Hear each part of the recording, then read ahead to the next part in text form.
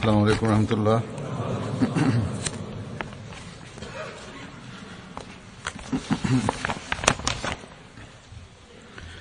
अशहदु अल्ला इलाहा इल्लल्लाह वहदहु ला शरीका लहु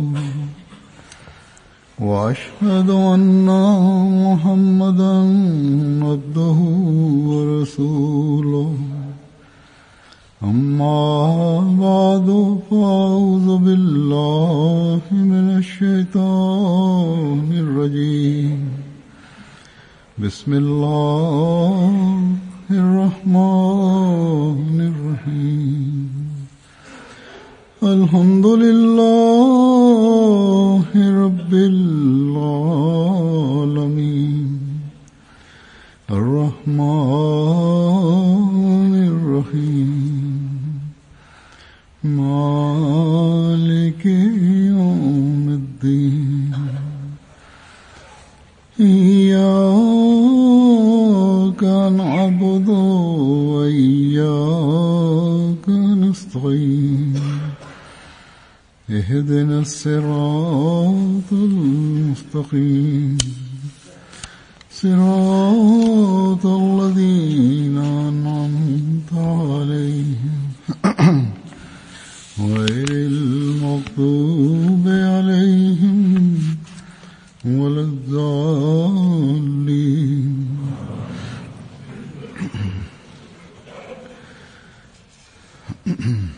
Halifa mtukufu ayyadahullahu ta'ala ibn Asad Aziz anasema kwamba Hadrat Muslih Maud radhiyallahu ta'ala anhu kwa kueleza tukio la Hadrat Mir Hasamuddin Sahib aliyekuwa karibu sana na Sayyidina alayhi salatu wassalam,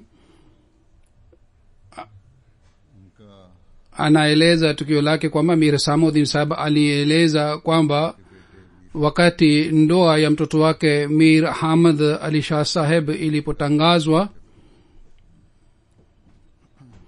anasema kwamba Mir Hamad Shah Sahib alikuwa maarufu sana katika jumuiya, vile vile alikuwa sahaba wa Sayyidina Ahmad alayhi salatu wassalam. Baba yake aitwaye Mir Hasamuddin Sahib alikuwa anajulikana na Sayyidina Ahmad alayhi salatu wassalam. Wakati baba yake alipomlazimisha kwamba aende kwa ajili ya kufanya kazi kule Sialkot, na wakati ule Mir Hasamuddin alienda Sialkot, Hazur anasema Mir Hasamuddin alikuwa mwenyeji wa Sialkot. Wakati Sayyidina Ahmad alayhi salam alipokwenda Sialkot, wakati ule alijenga urafiki na Sayyidina Ahmad alayhi salatu wassalam. Sayyidina Ahmad alayhi salam alifanya kazi pale katika mahakama.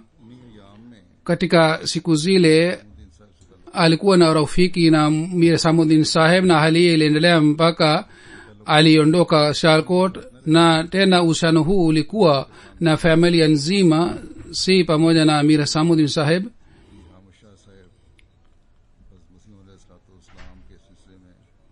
Na kwa sababu ya hii Mir Hasamuddin alikuwa anajulikana sana katika jumuiya.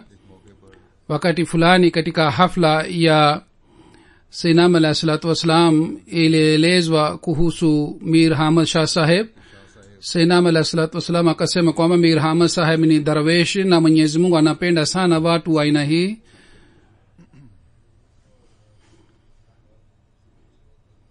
Hadrat Muslih Maud radhiyallahu ta'ala anhu anasema kwamba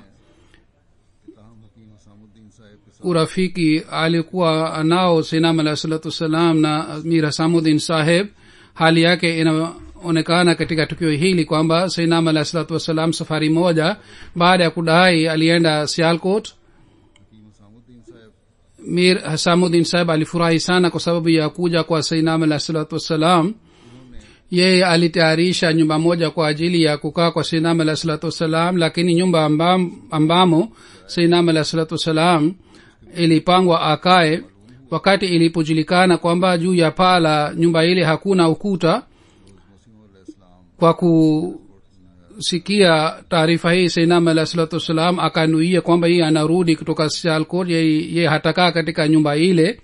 Hazur anasema kuhusu ukuta juu ya paa, inatakiwa kumbuke kwamba katika hadithi imepatikana kwamba paa ambayo haina ukuta haitakiwi tulale juu ya nyumba ile. na katika siku zile watu walikuwa wakilala juu ya paa la nyumba kwa sababu kulikuwa hakuna umeme. Sayyidina alayhi salatu wasalam alipoona kwamba hakuna ukuta juu ya paa akasema kwamba si sahihi kulala juu ya nyumba hii, kwa hiyo akapanga kwamba yeye atarudi, yani hatakaa katika nyumba ile. Hadhrat Muslim radhiyallahu ta'ala anhu anasema kwamba wakati ule kwa kunipitia ujumbe ilipelekwa nje kwamba kesho tunarudi Kadhiani, yani hatukai hapa. Vile vile ilielezwa hii pia kwamba nyumba hii kwa sababu si sahihi, hakuna ukuta juu ya paa la nyumba ile, kwa hiyo hatukai hapa. Kwa kusikia hii Maulvi Abdul Karim Saheb yeye alikuwa radhi, lakini Mir Hasamuddin Saheb alipojua kuhusu mpango huu yeye alisema kwamba namna gani mnarudi. Kwa hiyo akaja mara moja katika mlango upande wa kina mama na akapeleka ujumbe kwamba Mir Hasamuddin amekuja kwa kukutana na Sayyidina alayhi salatu wasalam. Sayyidina alayhi salam akatoka nje mara moja. Hakim Saheb akasema kwamba mimi nimepata taarifa kwamba huzur anarudi kwa sababu ya hii kwamba nyumba hii si nzuri. Kuhusu nyumba akasema kwamba nyumba hii katika mji huu ukipenda nyumba yoyote tunaweza kupanga kwa ajili ya kukaa kwa ajili yako, lakini ikiwa unataka kurudi, je ulikuja kwa ajili ya hii kwamba urudi mara moja na watu wanifedheheshe? Alisema maneno haya katika hali ya aina hii kwamba Sayyidina alayhi salatu wasalam akakaa kimya na hatimaye akasema kwamba okay, sawa, sisi haturudi, yani tutakaa hapa. Alifa wa pili radhiyallahu ta'ala anhu anaeleza tukio moja kwamba mtu mmoja alimjia Sayyidina alayhi salatu wasalam na akasema kwamba mimi ni mfuasi wako na kupenda, lakini wewe umekosea kitu kimoja. Wewe unajua kwamba, yani huyu bana akamwambia Sayyidina alayhi salatu wasalam kwamba wewe unajua kwamba maulama hawakubali kauli ya mtu yeyote, kwa sababu wao wanajua kwamba wakikubali itakuwa fedheha kwao, kwa sababu watu watasema kwamba jambo hili hawakuelewa hawa maulama bali mtu fulani ameelewa. Kwa hivyo ikiwa unataka hawa maulama wakiri, tiba yake ni hii kwamba wao wenyewe wakiri, yani maulama hawakubali. Kwa hiyo njia yake ni hii kwamba kauli ile ile wao wenyewe wakiri na waseme kauli ile. Na njia aliyoeleza huyu bana ni hivi kwamba alisema kwamba wakati ulipojua kwamba Yesu Kristo ameshafariki, wakati ule ungewaalika hawa maulama kwa ajili ya chakula na ungeweka masala hii mbele yao kwamba Wakristo wanapata msaada mkubwa kwa sababu ya uhai wa Yesu Kristo, na hivi Islam inapata madhara. Wao wanasema nabii wenu ameshafariki, lakini mwanzilishi wa dini yetu bado yupo hai mbinguni. Ndiyo maana kwa sababu ya hii yeye ni mbora, hata ni Mungu. Sisi tuwajibu ninu, yani yule mtu alisema Sayyidina alayhi salam awakusanye maulama na yeye awaulize maulama kwamba tuwajibu nini katika hali hii. Na yule bana akasema wakati ule maulama wangesema kwamba wewe ni tuambie jibu lake ni nini, wewe ungesema wakati ule kwamba nyinyi mnakuwa na rai nzuri, maoni mzuri, lakini maoni yangu ni haya, yani pendekezo langu ni hili kwamba aya fulani ya Qur'an tukufu inathibitisha kwamba Yesu Kristo amefariki, na maulama wangesema mara moja kwamba ndio ni sawa, wewe utangaze, sisi tutakusaidia. Hivyo ndivyo masala ingine ingeelezwa kwamba kuja kwa Masihi imetajwa katika hadithi, lakini wakati Masihi amefariki, sasa maana yake itakuwa nini? Wakati ule labda alim mtu mmoja angesema kwamba wewe ni Masihi,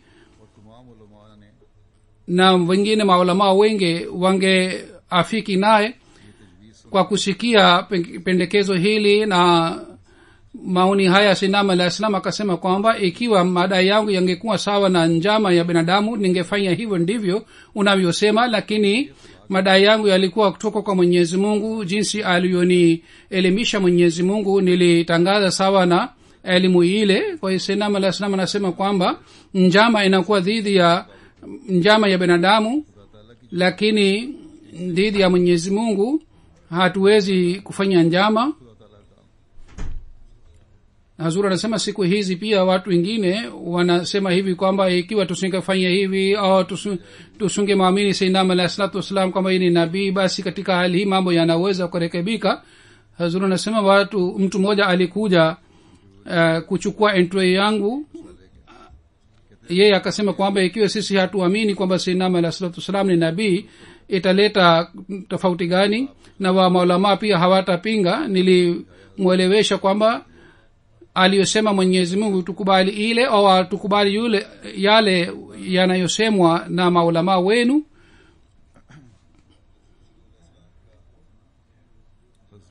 Kuna ilham ufunuo wa Sayyidina alayhi salatu wasalam kwamba msituogopeshe na moto ni mtumishi wetu bali ni mtumishi wa mtumishi wetu.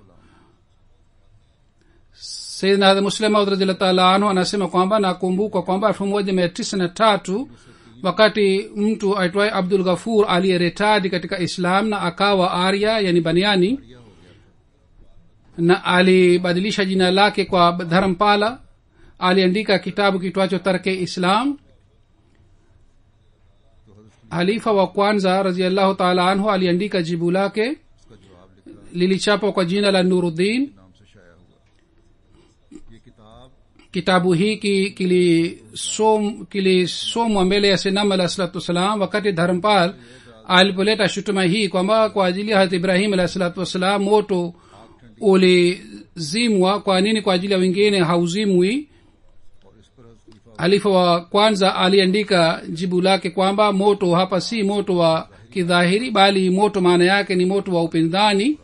Kwa kusikia jibu hili Sayyidina alayhi salatu wasalam akasema kwamba kuna haja gani ya kutoa jibu ya aina hili?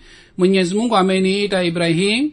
Ikiwa watu hawaelewi masala hii kwamba namna gani moto ulizimishwa kwa ajili ya Ibrahim alayhi salatu wasalam, wao wanitie katika moto, je mimi natoka nje kwa salama salmin katika moto au naunguzwa? Kwa sababu ya amri hii ya Sayyidina alayhi salatu wasalam, halifa wa kwanza radhiyallahu ta'ala anhu katika kitabu chake Nuruddin aliandika jibu hili, na aliandika haya kwamba nyinyi mnaweza kutia imamu wenu katika moto, bila shaka Mwenyezi Mungu sawa na ahadi yake atasalimisha katika moto ule kama alivyosalimishwa Hazrat Ibrahim alayhi salatu wasalam katika moto wa maadui. Safari nyingine alieleza uhakika wake hivi kwa kumpitia maandiko ya Sayyidina alayhi salatu wasalam. Halifa wa kwanza alisema kwamba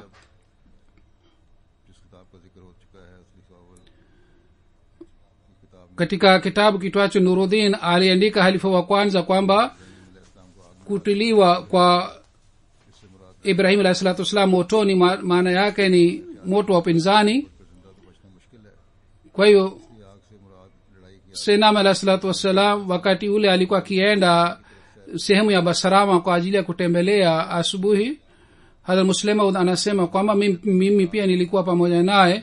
Mtu mmoja wakati wa kutembea pale akasema kwamba mtu fulani ameeleza jambo la maarifa sana.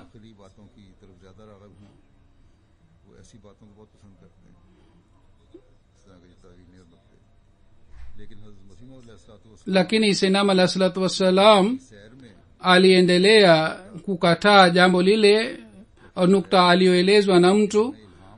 Lakini baadaye akasema Sayyidina alayhi salatu wasalam kwamba moto ni mtumishi wetu bali ni mtumishi wa mtumishi wetu. Ikiwa Mwenyezi Mungu alimtendea hivi Hazrat Ibrahim alayhi salatu wasalam, inawezekana alitiliwa motoni. Je, tauni si moto? Je, hii si muujiza kwamba tauni ilienea kila kila eneo, lakini Mwenyezi Mungu alilinda nyumba yetu. Basi ikiwa Hazrat Ibrahim alayhi salatu wassalam alisalimishwa na moto,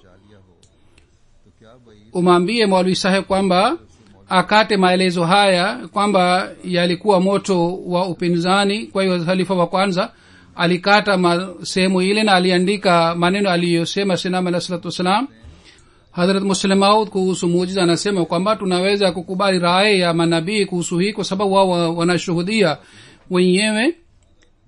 Mtu ambaye anazungumza na Mwenyezi Mungu nusu saa, anauliza maswali na anapata majibu yake,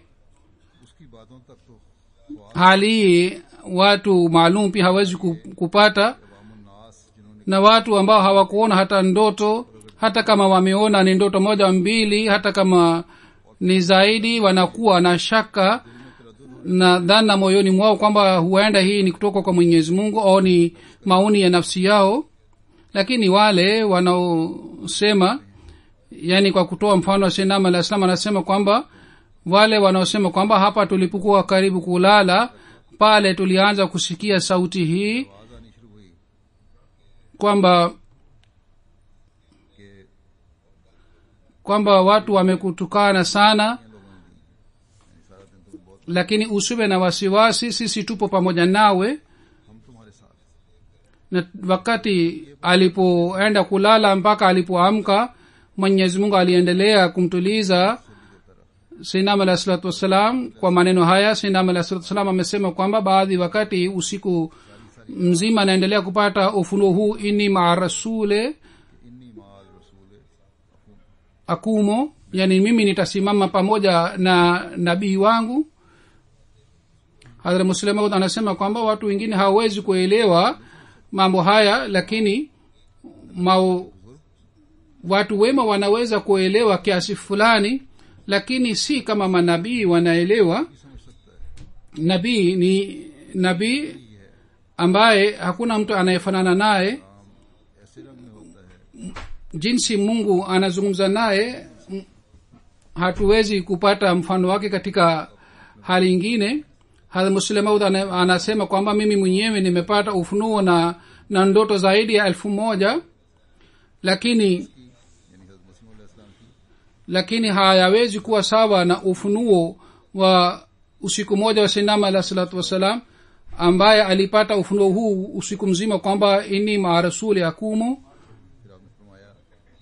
Kisha akasema za Muslim Maud radhiyallahu ta'ala anhu kwamba kazi yetu ni hii kwamba tuheshimu wazee wetu, lakini tunapowaleta wazee wetu dhidi ya manabii, katika hali hii tunawafedhehesha.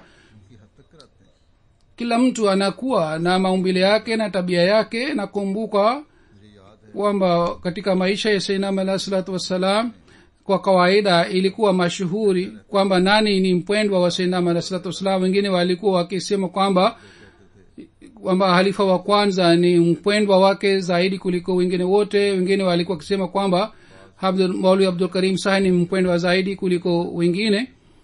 Tulikuwa pamoja na wale walikuwa wakisema kwamba halifa wa kwanza ni mpendwa zaidi wa Sayyidina Alayhi Salam. Hazrat Muslim Maud anasema kwamba nakumbuka kwamba siku moja wakati wa mchana,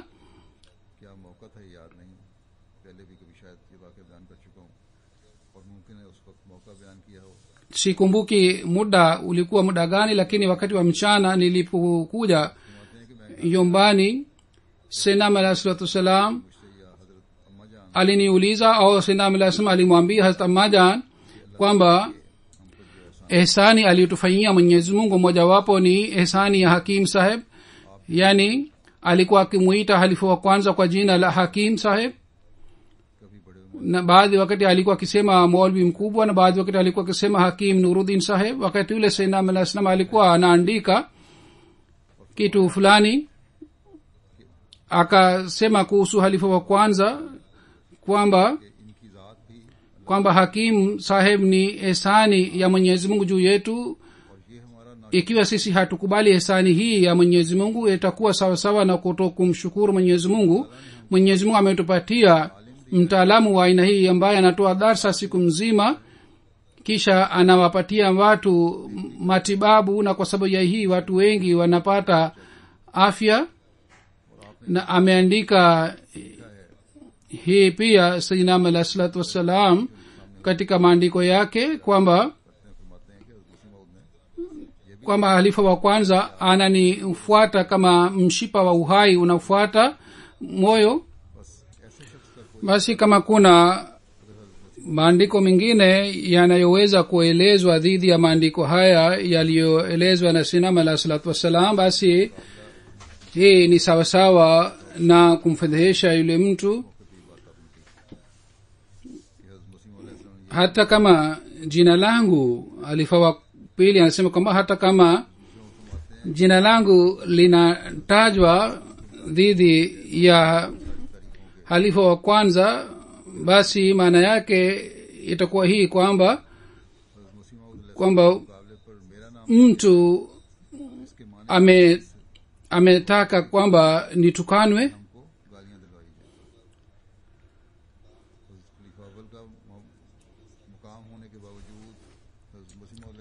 maana yake ni kwamba jinsi alivyokuwa sayyidina alayhi salatu wasallam alikuwa akimpenda halifa wa kwanza, hakuna tukio lingine lolote linaloweza kuelezwa mbele yake linayothibitisha kwamba sayyidina alayhi salam anampenda zaidi kuliko halifa wa kwanza. halifa wa pili radhiyallahu ta'ala anasema kwamba mahalifa heshima yao inabaki katika hali hii kwamba ikiwa tumefanya baiati yao tuwafuate mahalifa, lakini ikiwa kwa sababu ya kutokuwa na elimu kama mahalifa wanakosea, yule ambaye anajua kuhusu kosa lile anatakiwa amfahamishe kwamba sayyidina alayhi salatu wasalam amesema hivi, labda wewe huna elimu yake. kisha muslimu anasema kwamba Mwenyezi Mungu ametujalia kwamba tumepewa uwezo wa kutambua uhakika.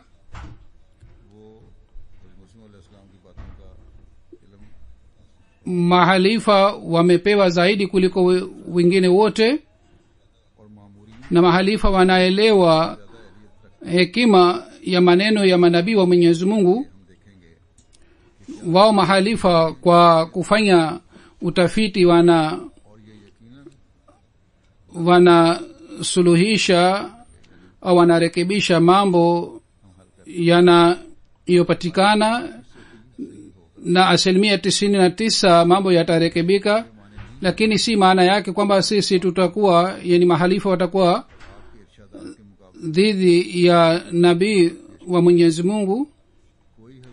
yeyote anayeeleza maandiko ya sinama alayhi salatu wassalam kisha baadaye anataja jina langu pia, basi hii ni sawa sawa na kunifedhehesha. basi awe halifa wa kwanza au mimi au halifa atakayekuja baadaye, wakati jambo hili linapoelezwa kwamba sinama alayhi salatu wassalam amesema hivi, kisha kusema juu yake hii kwamba halifa fulani amesema hivi ni kosa, ile iliyosema kwa sababu ya kutokuwa na elimu, basi ile haiwezi kuwa hoja. Lakini ikiwa ilisema kwa sababu ya elimu, basi maana yake ni kwamba halifa ameletwa sawa sawa na amepewa heshima sawa sawa nabii wa Mwenyezi Mungu. Lakini ikiwa halifa ameeleza mambo fulani, inaweza kusemwa hivi kwamba sayyidina alayhi salatu wasallam ameeleza hivi na halifa fulani ameeleza hivi. Katika hali hii halifa hasimami dhidi ya nabii. Hazrat Muslima radhiyallahu ta'ala anhu amesema kwamba inatakiwa ikumbukwe hii pia kwamba si lazima kwamba mahalifa wanajua mambo yote. Je, Hazrat Abubakar, Hazrat Umar walikuwa wanakumbuka hadithi zote? vile vile kuna maneno ya sinama alayhi salatu wassalam maelfu hatujui, lakini watu wengine wanatuambia, na tunaona kwamba wao ambao wanakuwa na elimu ya mambo haya, ikiwa wanatuambia, basi hii itakuwa ihsani yao juu yetu. Amesema hii si lazima kwamba halifa anajua kila kitu. Watu wengi wanajua kwamba halifa wa kwanza wakati ule maswahaba walikuwepo, wao waliwahi kukaa na halifa wa kwanza. kwa hiyo halifa wa pili anawaambia kwamba watu wengi wanajua kwamba halifa wa kwanza alikuwa hasomi vitabu vingi vya sayyidina alayhi salatu wasalam vilivyokuwa vikichapwa, na ilitokea mbele yangu tukio moja kwamba mtu mmoja alimwambia sayyidina alayhi salatu wasalam kwamba unampatia halifa wa kwanza kitabu chake kwa ajili ya kusoma. Yeye si mahiri wa kusoma na kufanya proof ya vitabu, wala yeye hana uzoefu. Hadha Muslim anasema kwamba baadhi wakati mimi natoa hutuba, lakini baadaye naposoma makosa yanapatikana ndani yake, najaribu kurekebisha, lakini hata baadaye pia nikisoma naona kwamba makosa yanapatikana katika hutuba inayochapwa. Kosa lilichapwa katika gazeti la Al-Fazl, na niligundua wakati niliposoma hutuba ile, na nilirekebisha kosa lile kwa maelezo haya kwamba atakayefanya unabii wa Mtume sallallahu unabii wa baadaye, lakini hutuba iliyochapwa ilikuwa kinyume na maelezo yangu niliyoeleza. Na kwa kusoma maelezo haya katika Al-Fazl nilishangaa.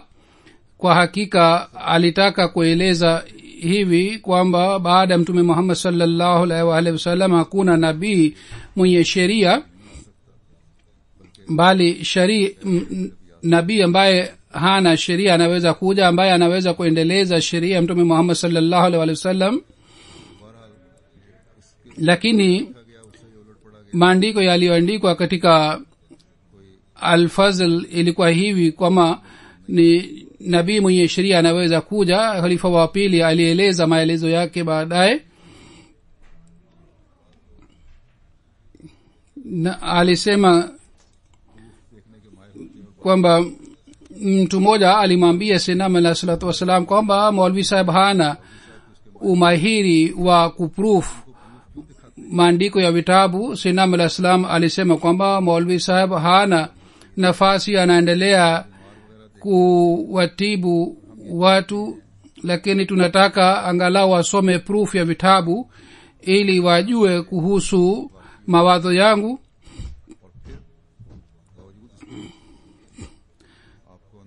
Halifa wa kwanza alikuwa na imani sana juu ya sayyidina alayhi salatu wasalam, lakini baadhi wakati kwa sababu ya kutokuwa na elimu mambo yanakuwa kinyume na uhakika. sayyidina alayhi salam alisema kwamba namtumia proof ya vitabu ili kwa kusoma proof ajue kuhusu maoni yangu na kuhusu itikadi zangu.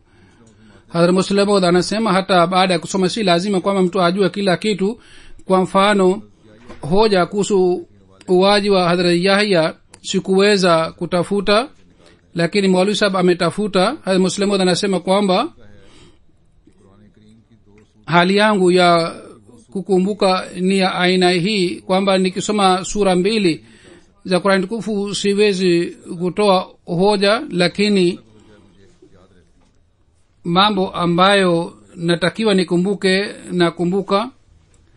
Kwa hiyo kwa sababu najua kwamba naweza kumwambia mtu mwingine anitafutie reference, kwa hiyo sikumbuki reference.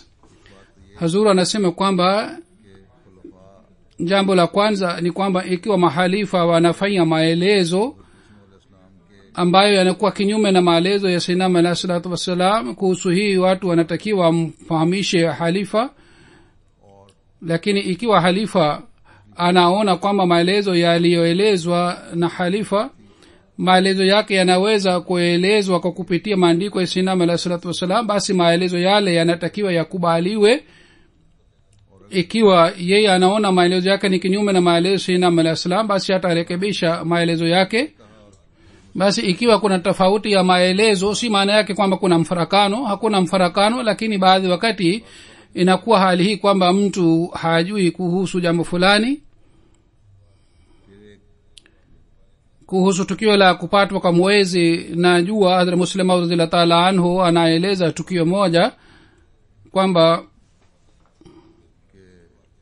kwamba kuna tukio maarufu ya jumuiya yetu kwamba shekhe moja mpinzani aliyekuwa mwenyeji wa Gujarat alikuwa akiwaambia watu kwamba msidanganywe na madai ya Mirza Saheb, kwa sababu katika hadithi imeandikwa kwamba alama ya Mahdi ni kwamba jua na mwezi utapatwa katika Ramadhan. Maadamu bishara hii haitimii na mwezi na jua halipatwi katika Ramadhan, hatuwezi kusema kwamba madai ya Mirza Saheb ni sahihi. Kwa bahati ilitokea hivi kwamba yule sheikh bado alikuwa hai, jua lilipatwa na mwezi pia ulipatwa katika Ramadhan. Katika jirani ya yule sheikh mwanajumuiya moja alikuwa akiishi, yeye akaeleza kwamba wakati jua lilipopatwa yule sheikh akaanza kutembea juu ya paa la nyumba yake. Alikuwa anatembea juu ya paa la nyumba yake na aliendelea kusema kwamba sasa watu watapotea. Yani yeye hakuelewa hii kwamba ikiwa bishara imetimia, watu kwa kumpokea Mirza Sahib watapata mwongozo, hawatapotea. Anasema kwamba Wakristo pia upande mmoja walikuwa wakikiri kwamba alama zote zilizotajwa kwa ajili ya nabii katika vitabu vya kale, alama zile zote zimetimia, lakini kwa kusikia madai ya Mtume Muhammad sallallahu alaihi wasallam walikuwa wakisema kwamba kwa bahati mtu mmoja mwongo amedai kuwa nabii. Kama Waislamu wanasema kwamba alama zote zimetimia, lakini kwa bahati mtu mmoja ambaye ni mwongo amedai kuwa nabii wa Mwenyezi Mungu. Lakini ajabu ni aina hii kwamba mwongo anapata bahati hii, lakini yule ambaye ni mkweli hapati bahati hii. Yani kwa ajili ya mwongo Mungu anaonyesha nishani, lakini kwa ajili ya mkweli haonyeshi nishani.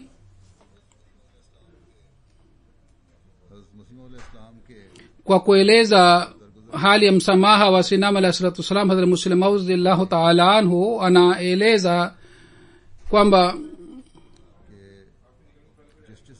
jinsi waliompinga Sinama alayhi salatu wasalam, watu wanajua, watu waliwazuia wenye kutengeneza vyombo wasitengeneze vyombo kwa ajili ya Sinama alayhi salatu wasalam, lakini walipokuja kwa ajili ya kuomba msamaha, Sinama alayhi salam alikuwa akiwasamehe. Wakati fulani wapinzani wake kadhaa walikamatwa. Magistrate alisema kwamba nitaendesha kesi hii ikiwa sipati ombezi kutoka kwa Mirza Sahib. Ikiwa yeye anawasamehe baadaye, nitakuwa sina haja ya kuwakamata na kuwaadhibu hawa watu. Lakini watu wakasema kwamba lazima hawa watu wanatakiwa waadhibiwe. Wakosefu walipoona kwamba lazima wataadhibiwa, walimjia Sinama alayhi salatu wasalam na wakamuomba msamaha. Sinama alayhi salatu wasalam aliwaambia watumishi wake kwamba hawa watu wasamehewe. Wakasema kwamba sisi tumeshahidi kwamba sisi hatutaleta uombezi wa aina wowote. Sinama alayhi salatu wasalam akasema kwamba wale ambao wanasema, wale wanaomba msamaha, sisi tufanye nini katika hali hii? Magistrate akasema kwamba mnaona hivyo ndivyo niliyosema kwamba Mirza Sahib atasamehe na ameshasamehe. Hazuru anasema kwamba kwa kusikia matukio haya hatutakiwi tuone raha tu, bali tunatakiwa tufuate mwenendo huu wa Sinama alayhi salatu wasalam na tusamehe wenzetu. Kisha Hazrat Muslim Maud kwa kueleza tukio moja anasema kwamba mimi ni miongoni mwa wale ambao wanapambana na maadui kwa moyo utulivu. Watu walitukana hata mbele yangu, lakini kwa heshima aliendelea kuzungumza na maadui walionitukana. Anasema nilipigwa mawe. Hata wakati ule Sinama alayhi salatu wasalam alipopigwa mawe katika Amritsar, wakati ule nilikuwa mtoto, lakini wakati ule pia nilipigwa. Watu walikuwa wanapiga gari ya Sinama alayhi salatu wasalam, na mimi nilikuwa kijana wa umri 14 au 15. Dirisha moja la gari ilikuwa wazi, nilijaribu kufunga dirisha ile, lakini watu walikuwa wanapiga mawe kwa nguvu kiasi hiki kwamba sikuweza kufunga mlango wa gari na jiwe lilipigwa juu ya mkono wangu. kisha Sayyidina Ali salam alipopigwa mawe katika Sialkot, wakati ule mimi pia nilipigwa mawe. Na baadaye nilipokwenda Sialkot, kwa kuwa na hali hii kwamba watu walinizingira, hata katika hali hii mimi pia nilipigwa mawe manne. kisha anasema Hazrat Muslim Maud radhiyallahu ta'ala anhu kwamba Sayyidina Ali sallallahu wasallam aliwahimiza wapinzani wake kwamba mikutano ya aina hii ifanywe ambamo kila mmoja aeleze sifa ya dini yake. Yeye hakusema kwamba mimi ni kutoka kwa Mwenyezi Mungu, kwa hiyo kila mmoja asifanye mahubiri ya dini yake. Yeye hakufanya hivi kwa sababu alikuwa anajua kwamba watu wengine pia wana haki ya mahubiri kama mimi nina haki ya mahubiri. Ndio maana akasema kwamba nyinyi pia mufanye mahubiri, mimi pia nitafanya mahubiri. Ikiwa hatufuati mwenendo huu, hatuwezi kuleta amani duniani.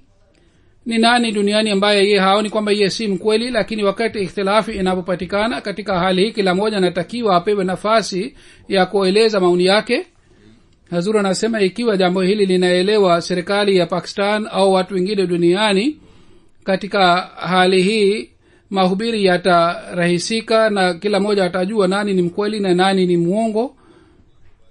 Kisha kuhusu mahubiri ya Malkia alisema kwamba zamani ilikuwa si rahisi kumhubiri Malkia kwa sababu ilionekana kwamba hii ni kinyume na heshima ya Malkia. Lakini Sayyidina Ali sallallahu wasallam alimwandikia barua Malkia na alimwalika kwenye Islam, na akasema kwamba ikiwa unakubali Islam itakuwa heri yako. Malkia kwa kupata barua hii, badala ya kukasirika, yeye alitoa shukrani kwa kusema hii kwamba sisi tumepokea barua yako na kwa kusoma barua yako tumefurahi. Hazur anasema kwamba hawa wanasema kwamba sisi ni agent wa wazungu, hawa wao wenyewe hawawezi kuwahubiri hawa wazungu, lakini jumuiya inawahubiri. Safari moja mbalozi wa Turki alikuja Qadian. Hazur kwa kueleza tukio hili anaeleza kwamba miaka kadhaa iliyopita, wakati Sayyidina Ali salam alipokuwa hai, mbalozi wa Turki alikuja Qadian. Yeye alikusanya mchango kwa ajili ya kuimarisha serikali ya Turki. Yeye alipojua kuhusu jumuiya, huyo mbalozi akaja Qadian. Jina lake lilikuwa Hussein Haqqani. Alizungumza na Sayyidina Ali sallallahu wasallam. Yeye alikuwa anadhani kwamba atapata msaada mkubwa kutoka Qadian. Sayyidina Ali sallallahu wasallam akamheshimu kama mgeni anaheshimiwa. Kisha baadaye mazungumzo ya dini pia yalitokea. Sayyidina Ali salam alimpatia nasaha kwa kusema hii kwamba tunatakiwa tufanye uadilifu, tusiwadhulumu watu. Na akasema kwamba serikali ya Rum inaanguka kwa sababu ya hii kwamba wao hawahudumu watu kwa uadilifu, na wao si waaminifu wa serikali yao, na wanataka kuangusha serikali yao. Na akasema hii pia kwamba mfalme wa Rum, utawala wake au uhalifa wake si katika hali nzuri, na mimi naona kwamba hali ya wananchi wa kule si nzuri, na kwa sababu ya hii mwisho wao si mzuri. Na katika serikali ya Turki pia kuna watu wa aina hii ambao watakao kwenda kinyume na serikali. Sayyidina Ali salam alipompatia nasaha hizi, yule mbalozi alikasirika na aliona vibaya. Yeye alikuja na wazo hili kwamba mimi ni mbalozi na hawa watu watabusu mikono yangu na hawakataa kauli yangu yoyote. Sayyidina Ali sallallahu wasallam alipompatia nasaha hizi kwamba nyinyi mnapata mshahara mkubwa kutoka kwa serikali kisha mnaenda kinyume na serikali, nyinyi mnatakiwa kwa kufuata uchamungu muimarishe serikali yenu. kwa hiyo yule mbalozi akatoka kwa ghadhabu na kwa hasira na akasema kwamba hawa wanajumuia wanafedhea serikali ya waislamu. Hazrat Muslim Maud anasema kwamba waislamu wanapenda dini, lakini mashehe hawapati nafasi ya kufikiria kuhusu mambo haya ya kuheshimu serikali.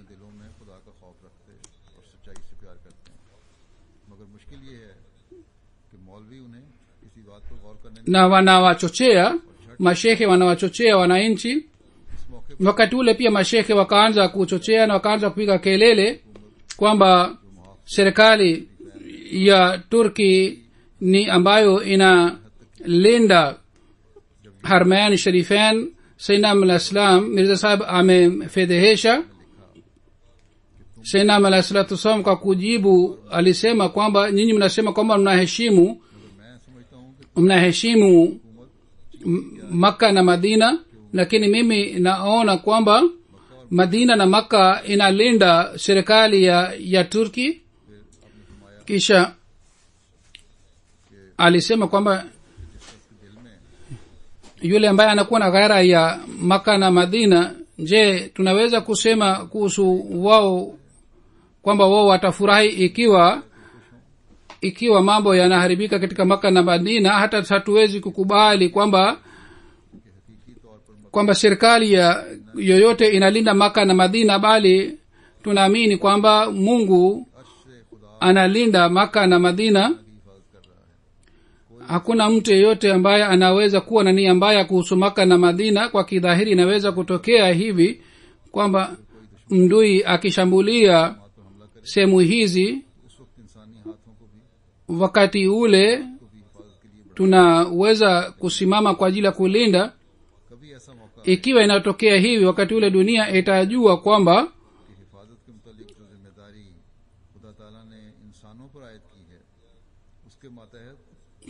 wakati ule jumuiya Ahmadiyya itakuwa katika mstari wa kwanza kwa ajili ya kulinda Makka na Madina, kwa sababu tunaona kwamba sehemu hizi ni sehemu za jalali za Mwenyezi Mungu, na tunakuwa tayari kwa ajili ya kujitolea kila kitu kwa ajili ya kulinda sehemu hizi mbili.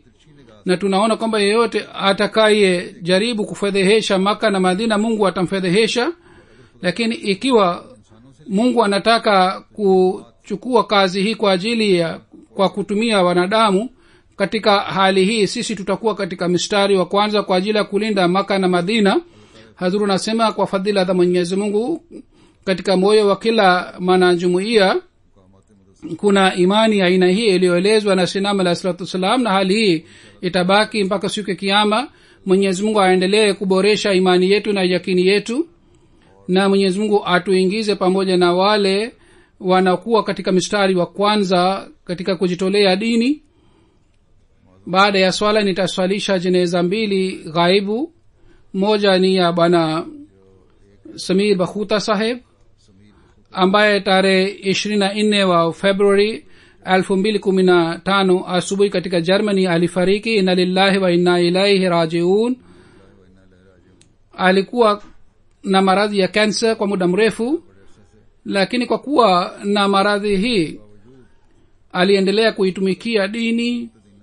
Umri wake ulikuwa miaka 58. Tarehe 11 Mai 1957 alizaliwa katika Aljazair. 1991 alifanya bayet kwa kumpitia halifa wa 4. Amir sa France anaandika kwamba huyu bana marehemu alikuwa akisema kwamba nimeona ndoto chungu mzima kiasi hiki kwamba nilikuwa sina nafasi ya kutokupokea jumuiya. 1993 na mpaka 94 aliwahi kuwa mwenyekiti wa jumuiya ya Kasr, na aliwahi kuwa local amir. 99 mpaka 2003 aliwahi kuwa regional amir wa Kasr. Amir sa France anasema kwamba katika mkutano wa 98 wa france alikuja france. Nilikutana naye mara ya kwanza. wakati ule katikati ya mazungumzo alisema kwamba hadha Muslim Maud radhiyallahu ta'ala anhu alioeleza kuhusu watu wawili wanakuwa na imani ya hali ya juu. Mimi nataka mimi niwe mmoja wao. kisha baada ya siku ile alifanya mahubiri sawa na sifa zilizoelezwa na halifa wa pili. 2006 Azura anasema aliniandikia kwamba anataka kuitumikia jumuiya kwa kuwa mwalimu wa jumuiya, na natoa maisha yangu wakfu kwa ajili ya hii. hata zamani pia alikuwa akiitumikia jumuiya, lakini tangu wakati ule mpaka mwisho wa uhai wake alitumikia jumuiya vizuri. Amisa France anaandika kwamba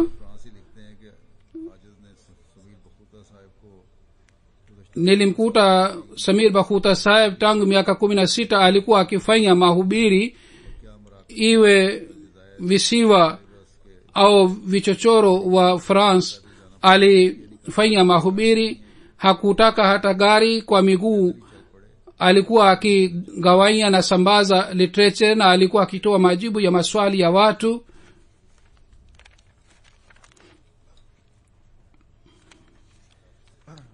Alikuwa akipenda sana uhalifa.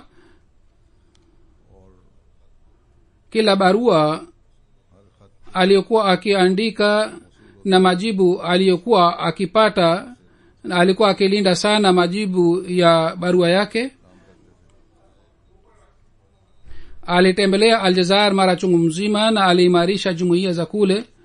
mwenyekiti wa Aljazair aliandika kwamba hata katika msimu wa joto alikuwa akienda katika maeneo ambapo ilikuwa si rahisi kufika. alienda vijiji hadi vijiji. hata alikuwa na maradhi ya sukari, lakini alitembelea maeneo mengi. pamoja na amir wa France alitembelea Morocco, na safari moja alisali swala ya Eid kule, na Ramadhan pia alibaki kule. alikuwa akienda nyumba hadi nyumba ya wanajumuiya, alikuwa akiwakusanya na alikuwa akiwaelezea nidhamu ya jumuiya.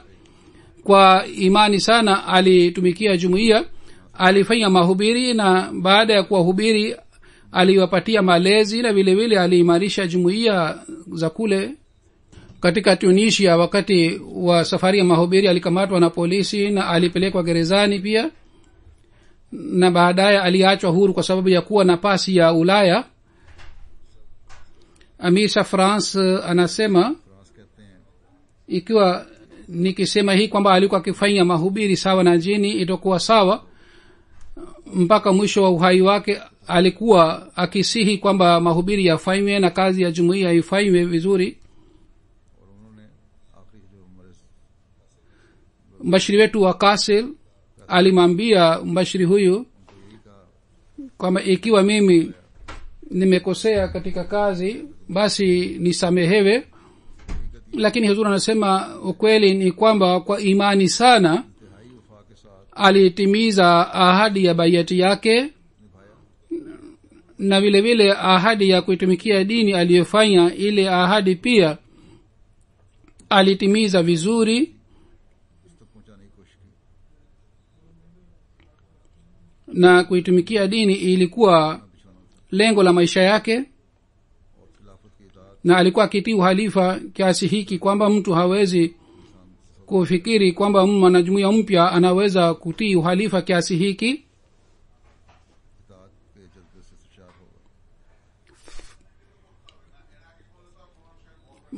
mbashiri wa Kassel Safirur Rahman anaandika kwamba Ijumaa iliyopita aliomba ruhusa kutoka kwa uongozi wa hospitali, na alikuja msikitini kwa ajili ya kusali Ijumaa, na alipiga picha, na alikuwa anajua kwamba Ijumaa yake hii ni ya mwisho, kwa sababu alisema mwenyewe kwamba Ijumaa yake hii ni Ijumaa ya mwisho.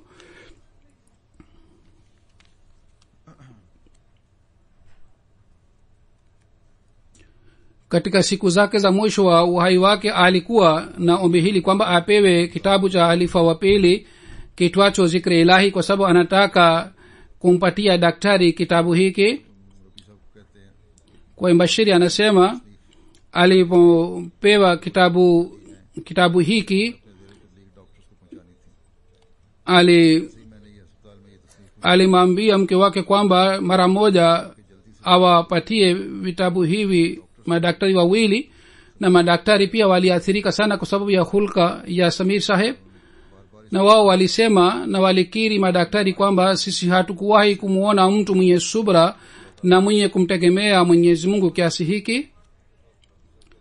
Mashiri anasema kwamba wakati fulani kulikuwa kikao, na katika kikao ilipangwa kwamba uamuzi ufanywe kwamba wageni watakao kuja kiasi gani chakula kitayarishwe na cha aina gani kitayarishwe. Watu wakaanza kujadiliana kwamba kiasi hiki chakula kipikwe. Kwa kusikia hii, Samir Bakhuta Saheb pia alikuwepo pale. Yeye akakasirika kwa kusikia mjadala huu, akasema kwamba sisi si watoto wadogo kwamba ambao hatujui sheria ya jumuiya ni nini, wala jumuiya hii si mpya kwa ajili yetu. Sisi tuna nidhamu, na nidhamu ile ni hii kwamba mwakilishi wa halifa yupo pamoja nasi, yani mubashiri. Yoyote akituambia tunalazimika kufuata. Kwa hiyo kusema kwamba kiasi hiki chakula kipikwe, mwache mjadala huu, bali yoyote anayosema mbashiri basi mfuate amri yake. Hazur anasema ikiwa roho hii inapatikana ndani za jumuiya, kwa fadhila za Mwenyezi Mungu umoja utapatikana na maendeleo pia yatapatikana.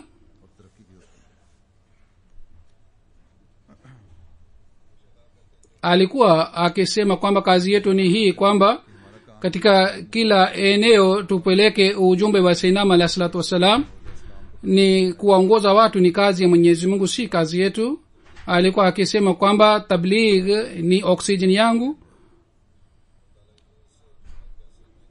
Kwa fadhila za Mwenyezi Mungu katika Kasel kuna wanajumuiya wengi kutoka Pakistan, na hao wengi wao walijiunga na jumuiya kwa kupitia mahubiri yake.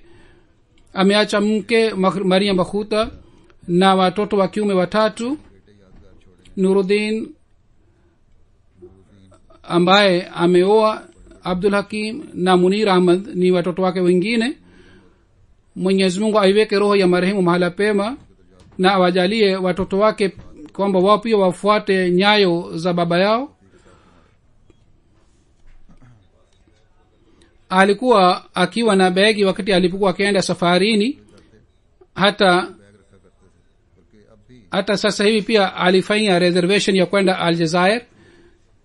Amisa France anasema kwamba baada ya kufariki kwake mke wake alipewa begi ile. Katika begi ilikuwa kanzu 2 na shulwari 1 na koti 1, na pamoja na hii kulikuwa vitabu 4 vya Sayyidina alayhi salatu wasalam, na vile vile barua zilizoenda kutoka kwangu. Barua zote zilihifadhiwa katika begi ile, na vile vile bayat form 100 katika lugha ya Kiarabu pia zilikuwepo ndani ya begi ile, na begi hii alikuwa akitembea nayo kila wakati. Mwenyekiti wa Aljazair anasema kwamba alikuwa mwenye hulka njema na alikuwa mwakilishi wa halifa. Anasema nilikutana naye mara kwanza katika 2007. Marehemu sawa na maagizo ya halifa alianzisha jumuiya. Alikuwa akitembelea jumuiya na hakuleta malalamiko, bali kwa ajili ya kufanya mahubiri alitufundisha subra. Alikuwa na hamu sana kwamba msikiti ujengwe katika Aljazair na ndani yake asali swala. Arash Hamid wa Aljazair anaandika kwamba alikuwa mtu mwenye mvuto sana. Nilipokutana naye mara ya kwanza, basi nilikuwa na heshima sana kwa ajili yake. Nilipokutana naye mara ya kwanza nikamuuliza kwamba je, tunaweza kuwa na msikiti wetu katika eneo hili? Yeye akanijibu kwa kutabasamu kwamba Mwenyezi Mungu amemwahidi Sayyidina alayhi salatu wasalam, ikiwa siku ambayo msikiti ukijengwa hapa msinisahau, mbali mnikumbuke katika maombi yenu. Siku moja Bakhuta Saheb alisema kwamba mtu mmoja alishika mkono wake wakati alipokwenda kutembelea Afrika, na yule mzee akasema kwamba je, nikuonyeshe hazina.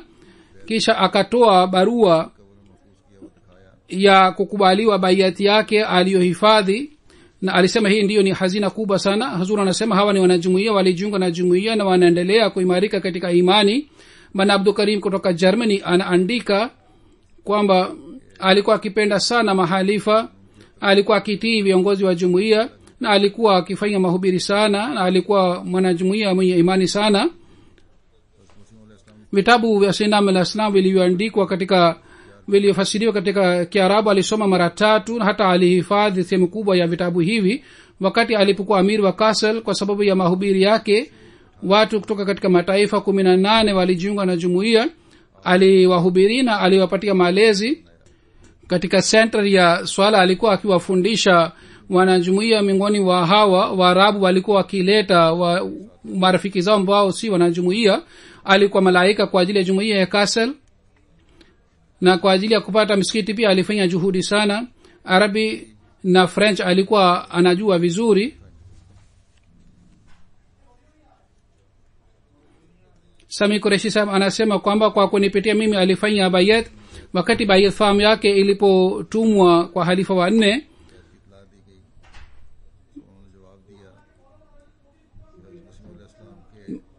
majibu yaliyopatikana yalikuwa haya kwamba huyu ni msadikishaji wa ilham hii ya yansuruka rijalun nuhi ilayhim min as-sama. Jeneza ya pili ni ya Chaudhry Bashir Ahmad Saheb, alikuwa mwana wa Chaudhry Ibrahim Saheb, mwenyeji wa Sheikhpura. 77 au 78 alijiunga na jumuiya. Baadaye familia yake na ndugu zake wawili pia walifanya bayat. Katika jumuiya ya Rachna Town aliwahi kuwa katibu wa Secretary Islah Irshad wa Secretary Umur Amma. Alikuwa maarufu sana katika eneo lile. Tarehe 7 Septemba 2011 wapinzani walimshambulia, na kwa sababu hii alipigwa risasi 3, moja katika shingo na 2 risasi ilipigwa katika tumbo lake. Baada ya tukio hili alitibiwa Lahore. Baadaye alihamishwa Fadhila hospitali. Kwa fadhila za Mwenyezi Mungu alipona. Wale walioshambulia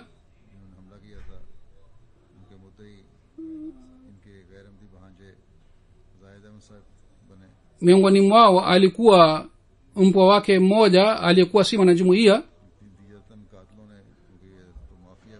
Tarehe 5 wa March 2012 mpwa wake pia aliuawa, alikuwa si mwanajumuiya. Katika hali hii Choi Saheb aliamua kwamba ahame, na kwa hiyo alihamia Rabwa. Muda mfupi ulipita ilijulikana kwamba ana cancer. Alitibiwa lakini alifariki. Inna lillahi wa inna ilaihi rajiun. Mke wake anasema kwamba alikuwa mpole sana, alikuwa akiswali swala, alikuwa akiwahudumu wazazi wake, alikuwa mtu wa kawaida, na alikuwa mtu wa kuwarehemu wengine, na alikuwa haachi mtu bila msaada. Ikiwa anahitaji msaada awe mwanajumuiya au si mwanajumuiya, alikuwa akiswali swala ya tahajjud, na alikuwa akiswali swala yake, sala zake za kawaida msikitini. Alikuwa akiwalea mayatima na wajane, na alikuwa akisema kwamba mfanye maombi kwamba Mwenyezi Mungu awaongoze wapinzani. Wakati aliposhambuliwa, wakati ule watu walioenda kuuliza hali yake, wao walisema kwamba Mwenyezi Mungu awakamate hawa wadhalimu, lakini yeye alisema kwamba mfanye maombi haya kwamba Mwenyezi Mungu awaongoze kwa fadhila za Mwenyezi Mungu. Alikuwa Musi na amezikwa katika kaburi la Baish Makbara. Umri wake ulikuwa miaka 63. Ameacha mke na watoto wa kiume 2 na binti moja. Mwenyezi Mungu awajalie subra hawa watoto, na awajalie wafuate nyayo za marehemu. Mwenyezi Mungu aiweke roho ya marehemu mahala pema. Amin.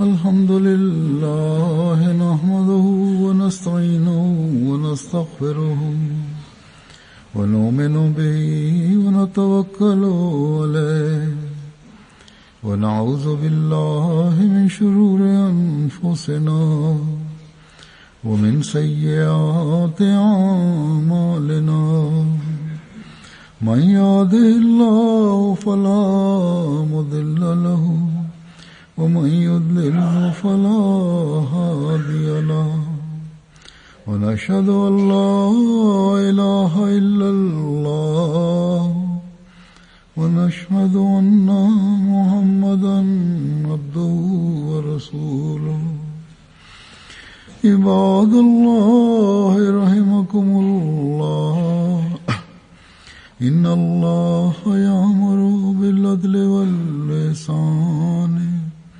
وإيتاء ذي القربى وينهى عن الفحشاء والمنكر والبغي يعظكم لعلكم تذكرون اذكروا الله يذكركم وادعوه يستجب لكم ولذكر الله أكبر.